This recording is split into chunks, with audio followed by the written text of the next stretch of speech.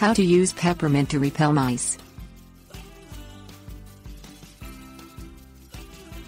The menthol in peppermint oil irritates the receptors of the olfactory organ of a mouse, thus repelling the mouse.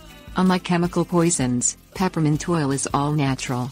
In oil form, the concentrated amount of menthol in the peppermint can send mice scurrying away. Consider using peppermint oil to repel mice when the use of chemical mouse poisons can place small children and pets in harm's way.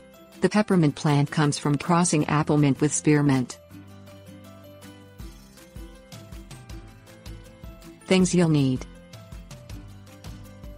cotton balls, paper cups, peppermint oil. Step 1. Place 3 cotton balls in the bottom of the paper cup. Step 2. Drip peppermint oil onto the cotton balls until saturated. Step 3. Set the cup in an area of the house where you believe you have a mouse problem. Step 4. Soak the cotton balls again when you notice that the peppermint smell isn't as strong.